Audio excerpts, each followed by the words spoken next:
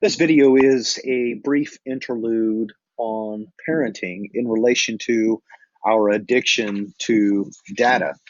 That is the fallacy of expertise. And I want to provide a few words on this because this is something that I sort of had to repent from.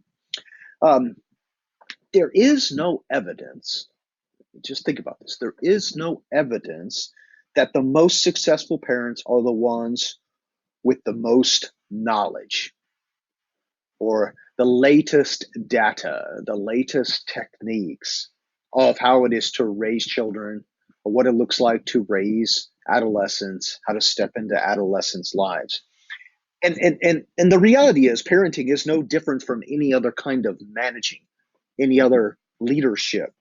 The crucial issues in raising children have far less to do with proper techniques, with the right information or most current information, than with the nature of how parents are present and the type of emotional processes they engender. These emotional processes are intergenerational. It's extremely rare that a mother with a good relationship with her own mother, for example, will have trouble with her daughter. Likewise, a highly reactive or hypercritical father will almost invariably be distant from his own family, his own family of origin. In order to address or avoid problems with children, parents need to address their own troubled relationships. Uh, Relational problems with children almost invariably arise in those areas of the parent's own pain, their own suffering, their own traumatization. I've been guilty of this. A good bit of my background, my research is in adolescent psychosocial development, and there's a good deal I've learned there, and a great deal of information I think is very helpful.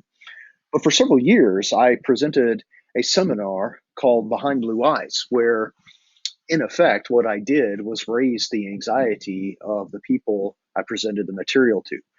Um, and I recognized how fallacious that was. Instead of teaching parents how to be more present in their lives and helping them deal with their own emotional processes, their own automatic behavior, as they come to understand, the reality is every parent brings luggage into the relationship. And when conflict begins to arise between a father and a mother, per se, if they don't deal with that, more often than not, they will triangulate in a child and kind of dump their junk on that child.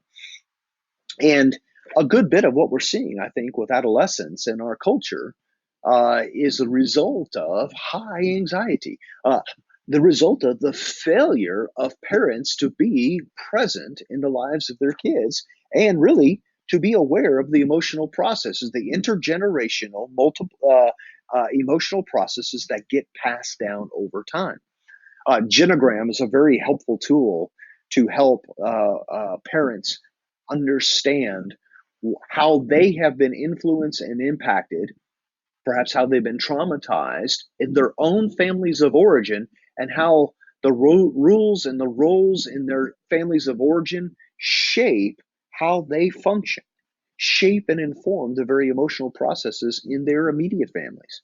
And by the way, how they shape and form the emotional processes, that those automatic behaviors, the mindless behaviors in their work systems. They're all interconnected.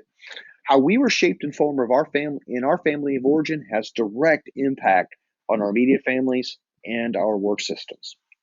A good deal of work, undoing of behavior symptoms that show up in kids can actually be taken care of by addressing the emotional processes between spouses.